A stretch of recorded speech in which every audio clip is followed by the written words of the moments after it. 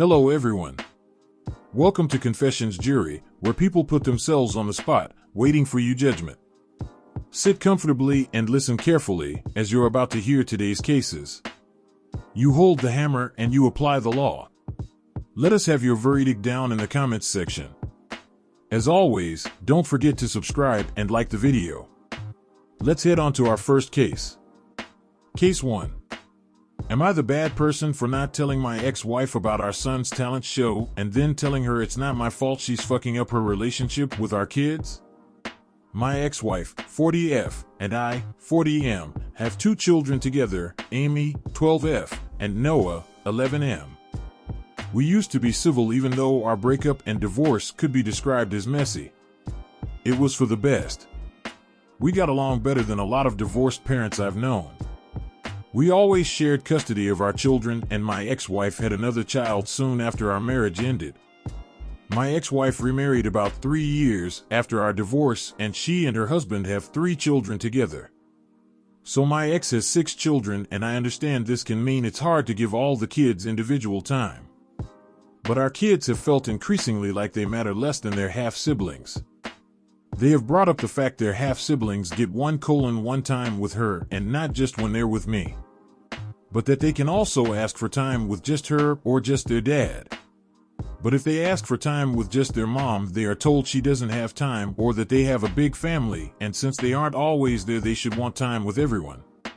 There has also been trouble for them for introducing me and my ex as their parents and saying ex's husband is their stepdad.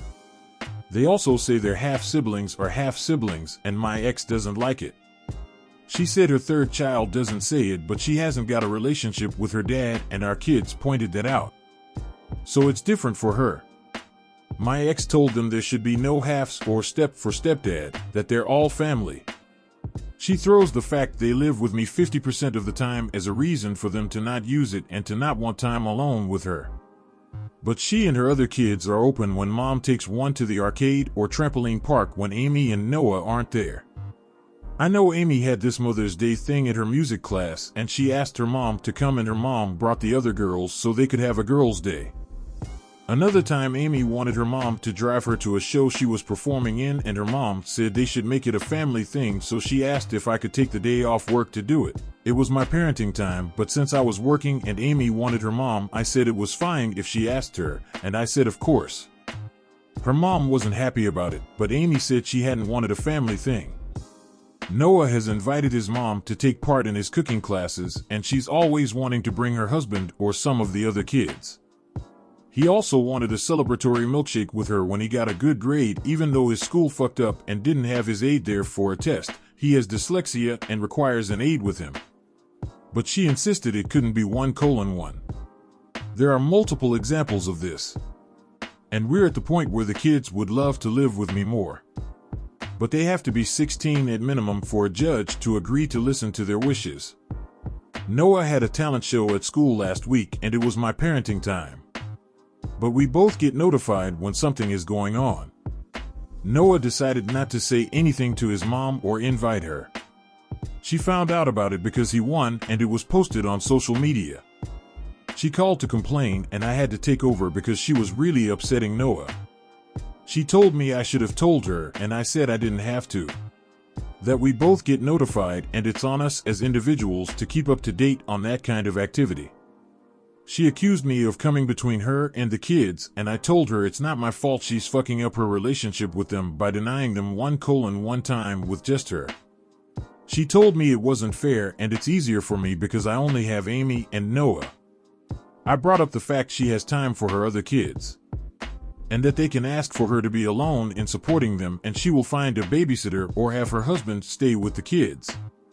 But she can't be bothered to do it for our kids. She called me an ass and accused me of coming between them. Am I the bad person? What do you guys think? Lay down your ruling in the comments section, and let's move on to our next story. Case 2. Am I the bad person for saying to my parents that family shouldn't mean you get to always treat someone like shit and still benefit from the person? I, 16M, have one sister, 15F. We were close before. Not friends, but she was my sister, and so I'd be there if she needed me, and I wouldn't let anyone get away with bullying her, for example. But for the last 3 years, it's been way different, and I can't think of a single good thing about her now. At least not in how she treats me. It started with her telling me to shut up whenever I talk.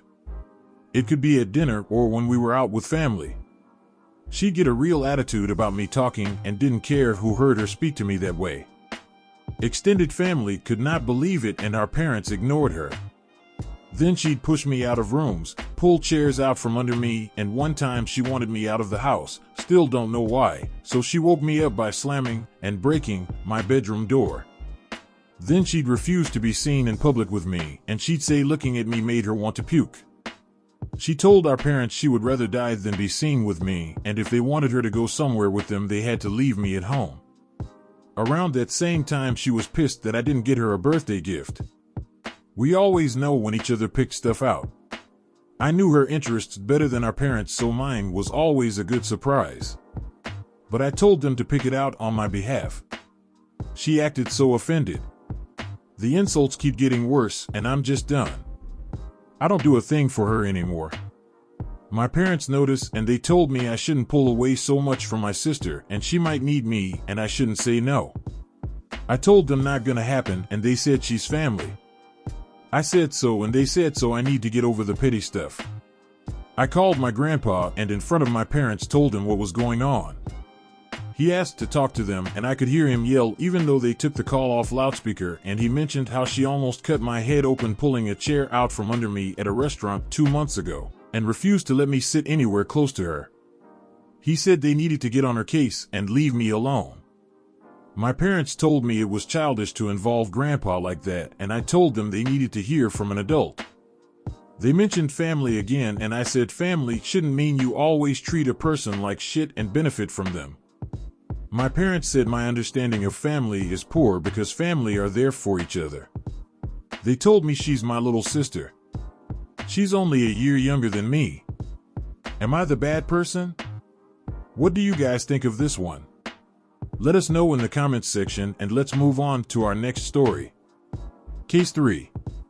Am I the bad person for asking my friend to choose between me and her boyfriend after he insulted my fiance at dinner?